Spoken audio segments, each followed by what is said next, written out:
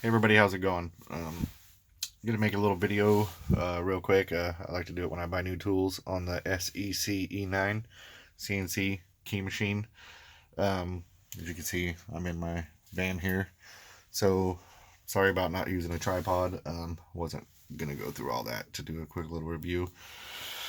Been using this machine for about a week now. I bought it from UHS Hardware here in the US. Guys over there are awesome. Highly recommend them.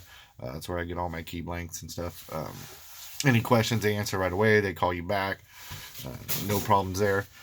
Okay, when I first got the machine, took it out of the box, played with it a little bit in the house. It was pretty cool. And then when I went through the manual, it said it was supposed to come with a clamp to clamp it down inside a vehicle if you needed, and there wasn't one.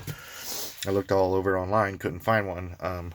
So what I did, the only bolts I could find on the machine that were long enough were the actual rubber feet on the bottom of the machine. If you take the screws out of that, they're actually really long. So I cut down some L brackets and put a bracket between the rubber pad and the actual machine, tightened them back down and screwed it down. So the machine is mounted really solid, and it's actually still sitting on the rubber pads. So that wasn't a big deal. It took me about 10 minutes to figure that out. But when I first, one thing I wanted to touch on, when I first got the machine, I set it all up, and about the first four or five keys I cut, I was kind of disappointed none of them worked. They were off about a millimeter on all my cuts, and I went through all the steps, couldn't figure out why, and I was kind of getting frustrated. Then I realized that the manual has an error in it, or not really an error, it leaves out some information. When you actually go through the setup, when you first set up the machine and calibrate it, it has you put this little calibrating block that it comes with in there. And in the manual, it says just to run the length and the clamp calibration. But what they don't tell you, and why my keys were all off, is because you're supposed to actually put a decoder in each one, not a cutting bit. This is your decoder bit, this is your cutting bit. So the difference in width, it was offsetting the machine, and all my keys were coming out wrong. So when I decoded everything, it all seemed to work and seemed okay, but when I cut it, they were all off. And once I thought about how far they were off, it made sense. And then when you actually go into the machine, you're supposed to put the decoder in to the block, and then the decoder in instead of the cutter. So if you're having problems and your cuts are coming out a little too shallow, yeah, that's probably the problem. Machine does come with the Toyota clamp. It was between this and the X-Horse. I didn't want to spend $9,000 on a silica machine, so I did like the fact that this did motorcycles, which I've already cut a couple Kawasaki keys, which is really cool, and it does tubular keys. But when I bought it from UHS, they had the best price out of anybody. Doesn't come with the clamp for the tubular keys. No big deal. I went ahead and bought it, and it was still almost $800 cheaper than the X-Horse, and you get a few more perks out of this machine. Also, I bought the newest tablet version. You can take the tablet off on this one, take it in. It's actually got a USB port on the back that keeps it charged, but it's pretty cool if you need to update it or anything. I just did the update last night before I made this video, and when I first got the machine, it didn't have Chinese cars in it, and after it updated, it added them. I'll never use it, no big deal. It just puts an extra icon and a little more information in the machine. But I was kind of worried because the tablet works on Windows 10, and it's never, in my experience, good when you have a tablet running Windows, but it's actually unbelievably fast for being a tablet. So I've had no problem so far. I've been using it, like I said, for about a week, and the cuts are actually cutting perfect now. But I did just want to kind of give you a quick little rundown on decoding keys. This one here I have, it's a Toyota. I don't know if you can read that, but it's a 67209, which in Instacode, there's your bidding. We'll see if the machine comes up with the same bidding. There's little blocks that come with it.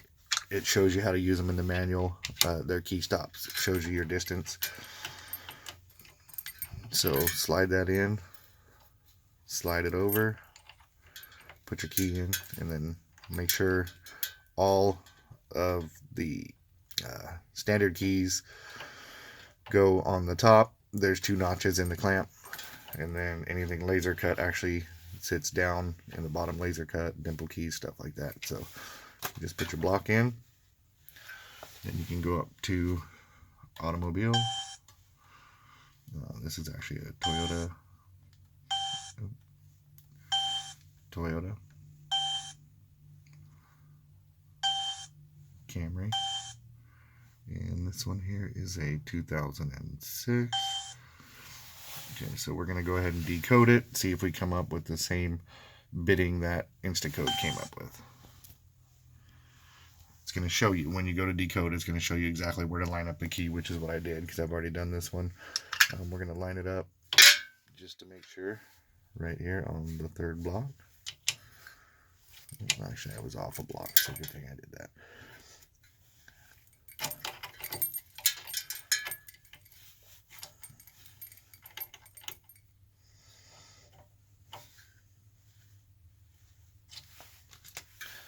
Okay, once you have it in the right position, you're just going to hit decode, and it should go down and read the key, and we should come up with the same bidding that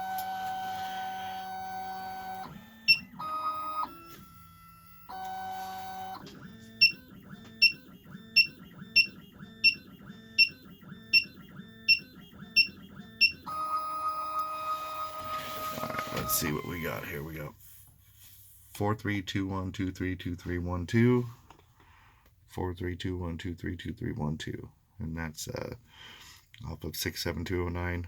And then if you wanted to check it in Instacode, it's card number 903 for an 06 Camry.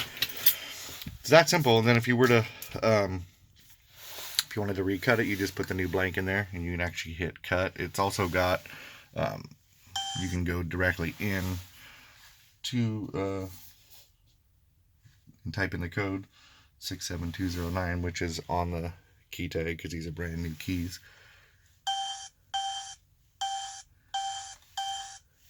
And then hit search, and that's actually the bidding. So I could have just typed in the code, but I wanted to show you that the decoding is actually really accurate on this. Had a couple keys so far that for a Honda measured the key, and it said that it was out of spec, and asked me if I wanted to fix the key, which is kind of cool. So if it gets a bad read off the key, what I usually do is I'll read it a couple times, and if I keep getting something that's off a little bit, then you can just hit yes, or you can go, into code and get your own key. I also have a Honda key here. We'll do one more. Honda. This is for a Civic, and this is a 2006, and it's going to show you the different milling profiles. Hit OK, and then I'm going to pause it this time real quick so I'm not shaky when I mount the key. Okay, so I went ahead and put it in. Laser cut keys go on the lower groove, so it sits flush on the block.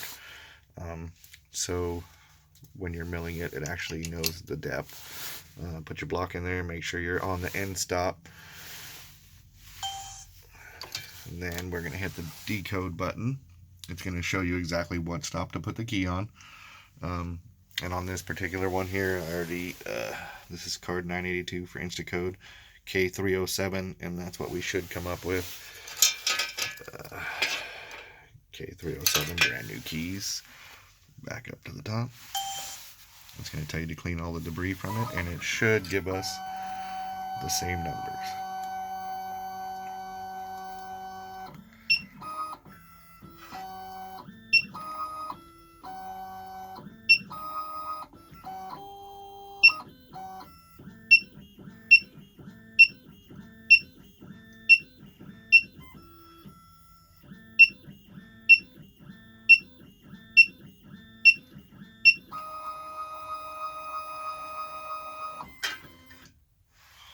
Okay, so what we got is 113351 for the top, 113351, and then 235131. 235131. Really, accurate machine. Once I figured out the cutting issue, I love it.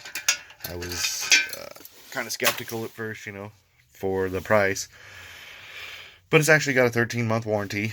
Kind of bummed out, like I said, that it didn't come with the tubular key, but I think I got the machine for $2,300, and I've already made a third of that back, just in the last week doing keys, and you can't go wrong.